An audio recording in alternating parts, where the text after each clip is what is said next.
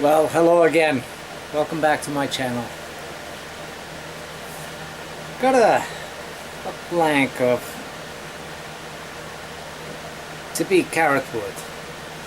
It's an art piece, a very odd piece. As a matter of fact, I've done something similar to this a long time ago. This is somewhat of the end of a crotch.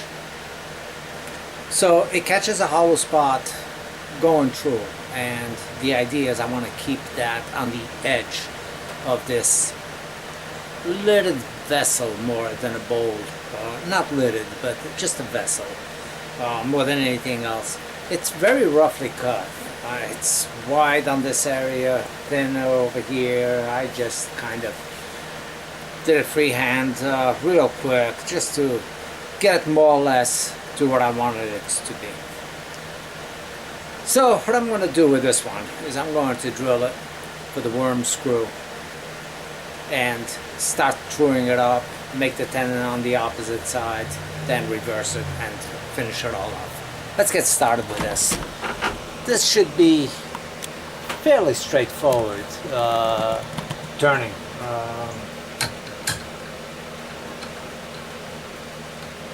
I wish I could get a new key for this because this is a nice chuck. It's just the key is messed up. But anyway, with that, I'm going to mount this.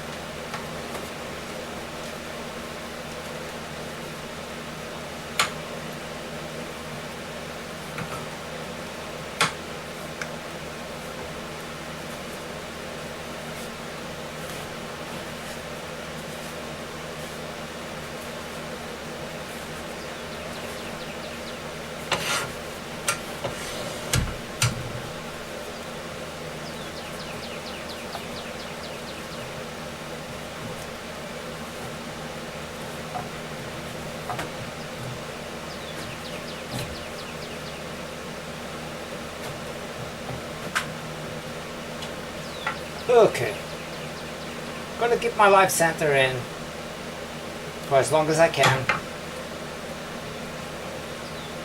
and always do that. Whenever you can keep your live center in, there's nothing safer than being in between centers with your live center. So do that.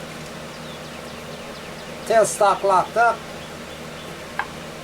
and I'm going to start throwing this up as the bottom of the bowl.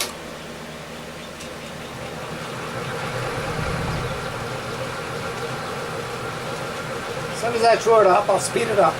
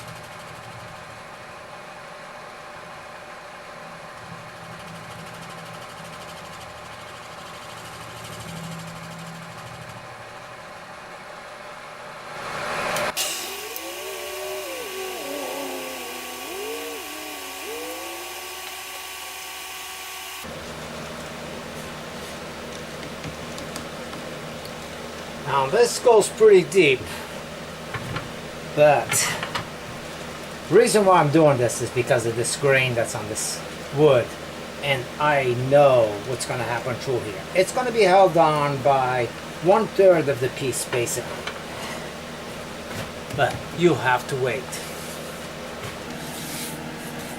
So I'm ready to mount this. Not going to go too crazy with this. I think that looks good. Take it off my worm screw and mount it on my chuck, on my gloves.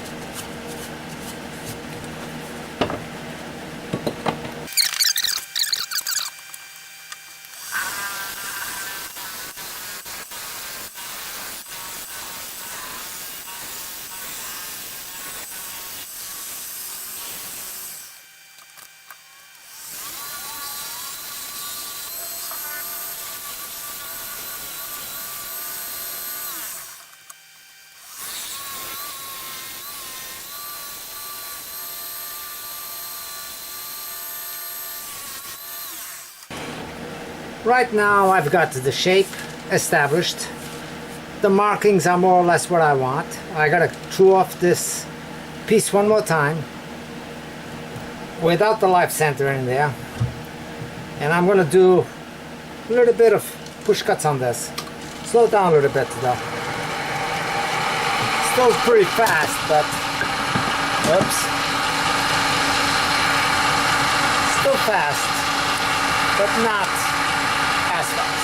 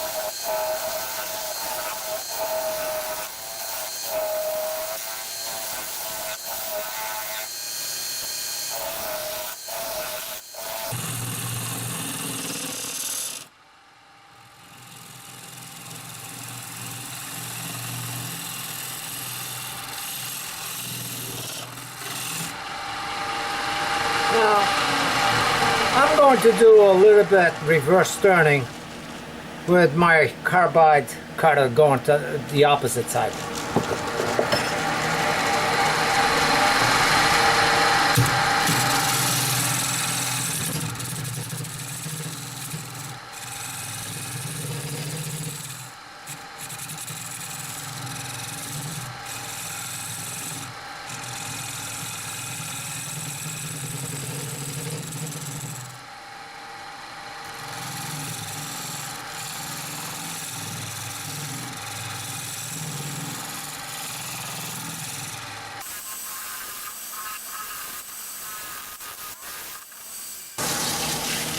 I'm already getting a lot of dark stuff in here.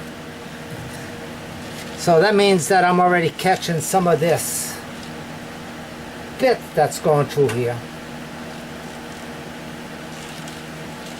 Now, I'm going to put some CA on the inside so it grabs any area that it wants to grab. I'm going to go with a thin. So if there's any contact between those pieces, I want them to bind.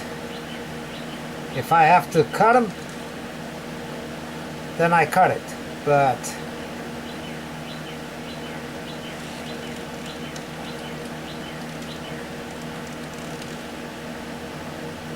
now it's not going to come all the way to the outside when I do this anyway, so the likelihood is that it will grab some stuff.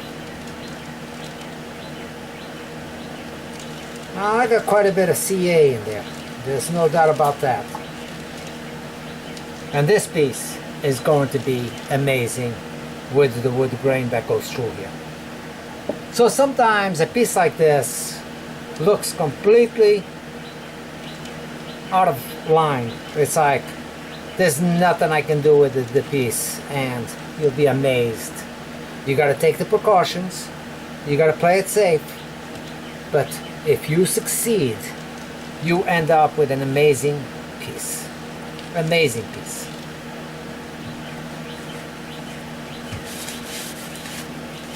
And you can see where the CA spilled over the spectacular grain and markings that I have on this. Unfortunately, most of it is on the bottom, but you know, a piece should be as beautiful on the bottom as it is on the top. And on the top it has some of its very unique character as well. Now, one tool that I have found that works really well for me when doing reverse turning and when I gotta go in behind is this shop-made tool. It's a cold steel chisel. I took off the flange that was on the outside, ground it down with a little bit of a angle on here, almost like a bowl gouge, but a little flatter than that, and I flattened up the top. Gave it a flat top, so it works like a scraper and a gouge at the same time.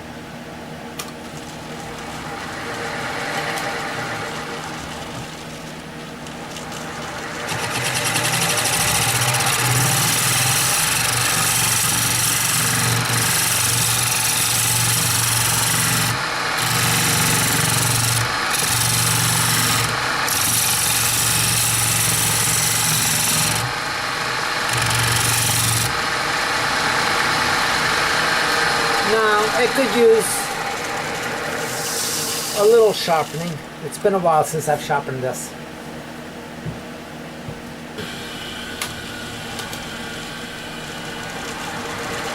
Gotta be careful because it could get a little bit aggressive.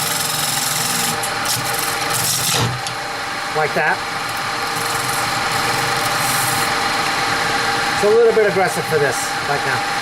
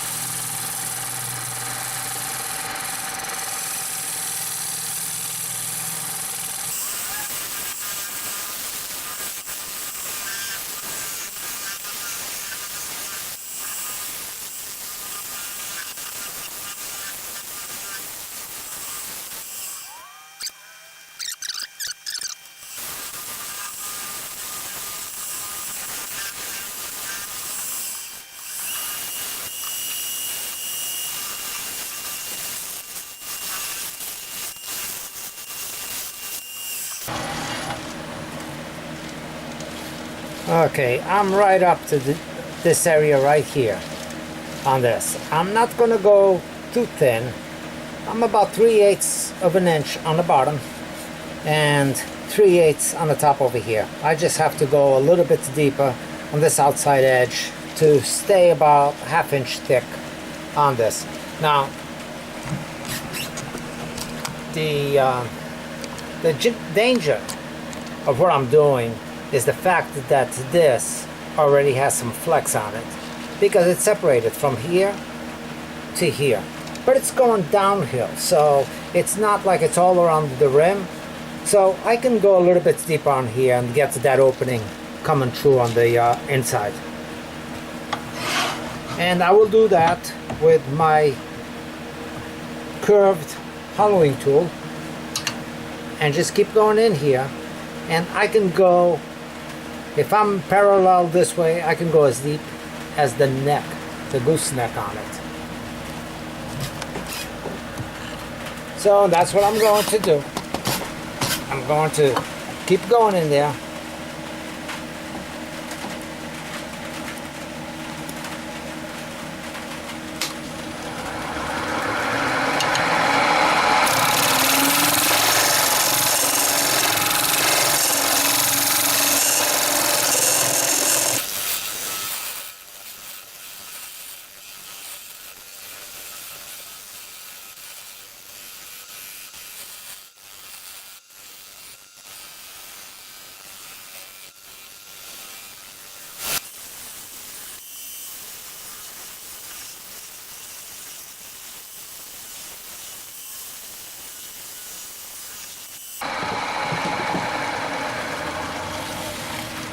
I think that's all I'm going to get out of this. Time to start sanding and give it a nice finish. And this thing is worthy of a nice finish.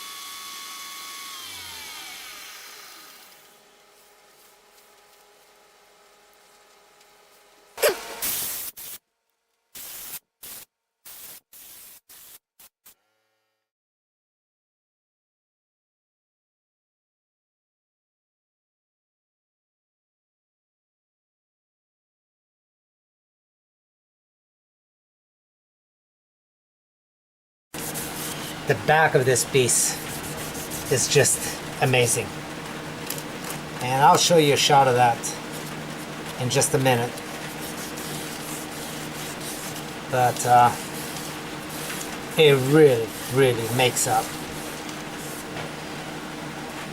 It's the things that we do that really bring something really special to the table. Every once in a while we get something that's really special. at least with me. Not all the time, but sometimes.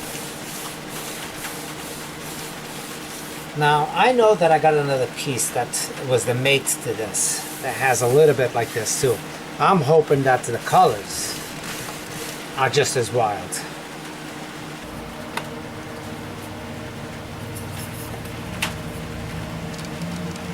Now these colors, this crack, this split goes all the way from here, comes up towards the top a little bit, all the way up to here.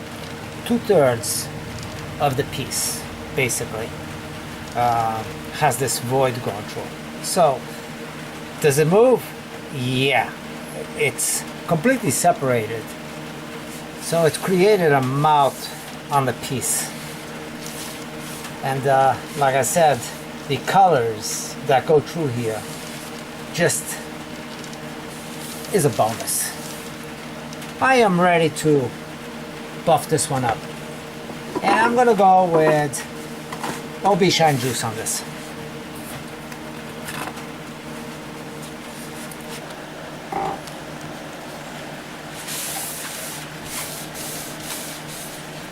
And OB Shine Juice, it's one of the things that I use, that I probably get the best results on. I do like the mint wax, base wax as well. I use that quite a bit, but most of the time I use this. They both good products. I get good results with them both, but I kind of like whenever I can do the high-speed friction on any piece. I kind of like it better. The results are about the same, but I think the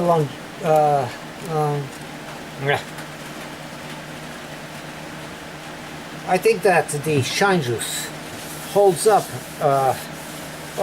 produces me a slightly better sheen than the wax.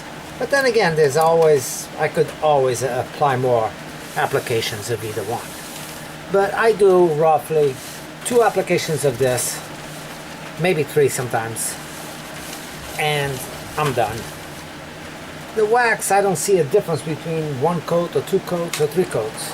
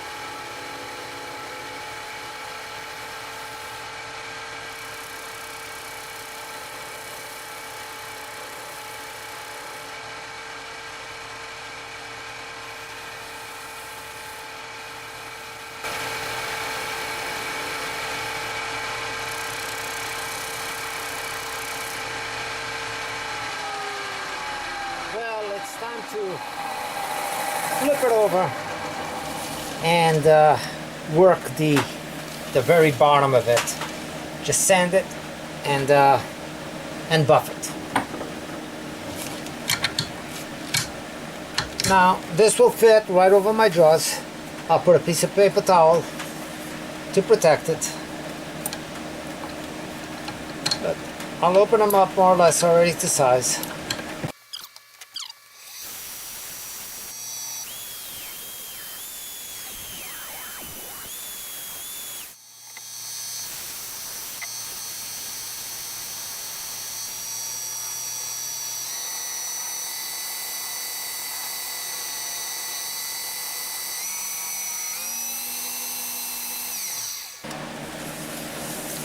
And there it is.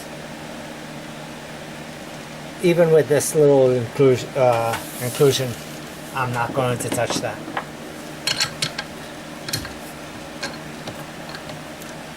And absolutely no marks whatsoever from the jaws.